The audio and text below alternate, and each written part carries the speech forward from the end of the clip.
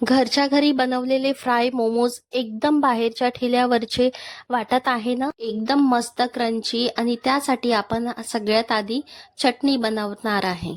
एक भांड घेतलं आहे, त्यामध्ये थोडंसं मी पाणी टाकलं आहे आणि 2 टमाटर लालवाले आहे ना ते कट करून यामध्ये ठेवून द्यायचे आहे. इथे मी लाल मिरची टाकलेली आहे, साधीवाली लाल मिरची टाकलेली आहे आणि याला चांगलं शिजवून घ्यायचं. याचे जे साल्ट आहे ना, शिजल्यावर ते निघून जातात, ते साईडला काढून टाकायचं. आणि हो, चटणीची चव एकदम ठेल्यावरचे जे मोमोज आणि चटणी असते ना तशीच लागेल.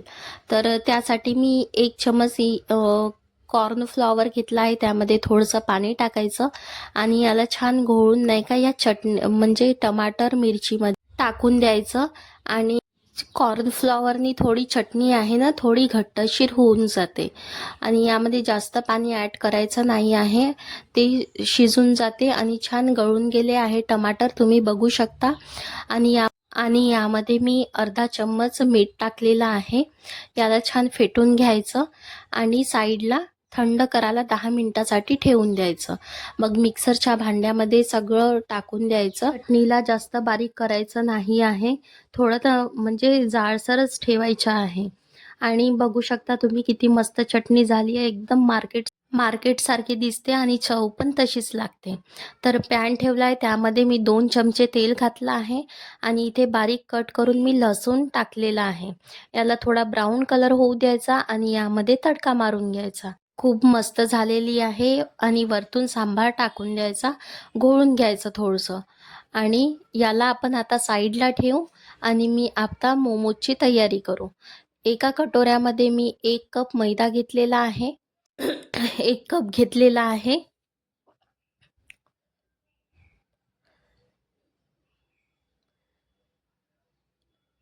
यामध्ये अर्धा चम्मच मी मीठ घातलेला आहे.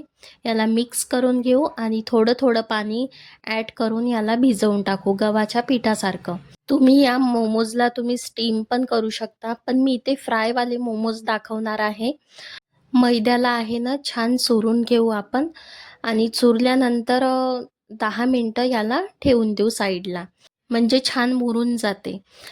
इथे मी पत्तागोबी घेतली आहे 1.5 पाव आणि गाजर घेतले आहे अर्धा पाव. याला छान कट करून घेऊ. आधी स्वच्छ धुवून टाकायची.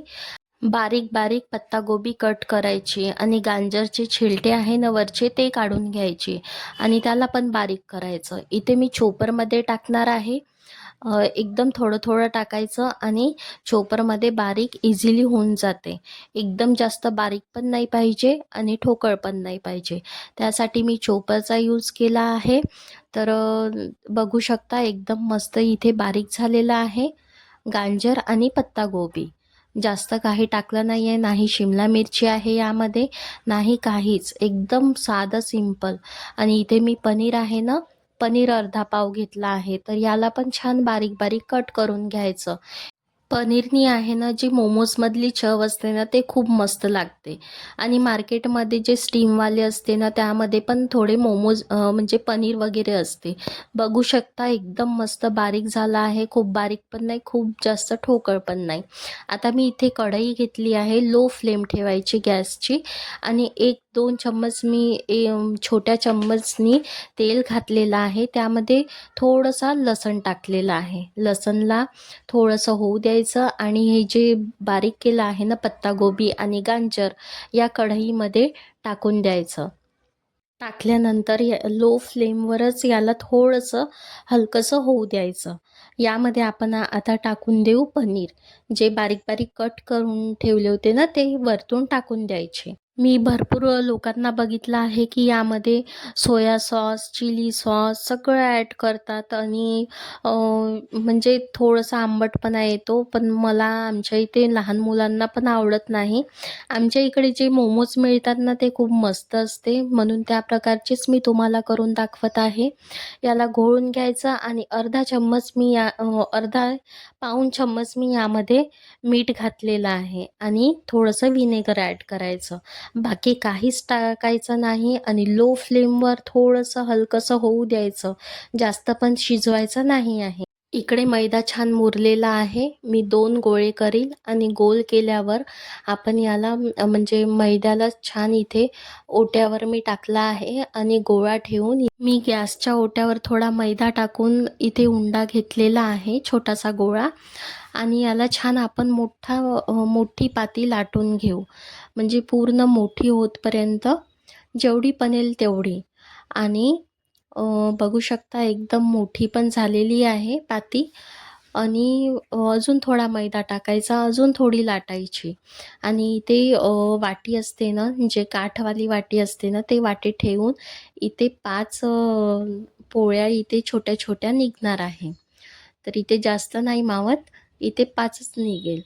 तर तुम्ही काय करू शकता, छोटासा गोळा घेऊन एकदम पुरीसारखं लाटून पण तुम्ही स्टफिंग भरून त्यामध्ये मोमोजचा आकार देऊ शकता. मला शॉर्टकट असं वाटलं म्हणून मी असं केलं. एकदम जास्त पतली पण नाही लाटायची आणि जाडसर पण नाही लाटायची. इथे मी आता मोमोज भरणार आहे.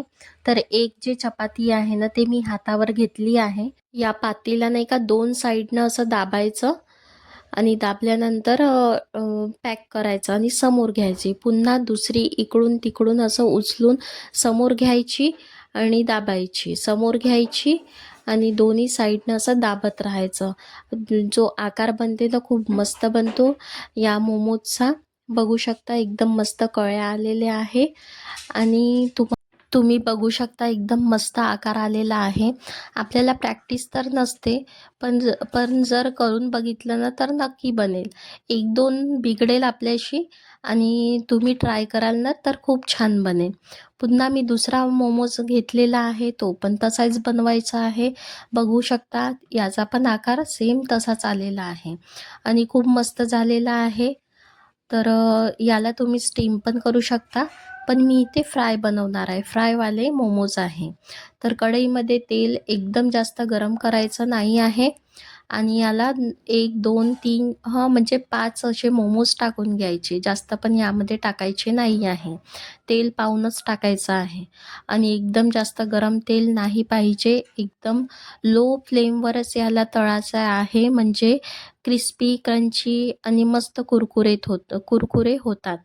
तर बघू शकता एकदम मस्त, म्हणजे एकदम पांढरे पण नाही काढायचे.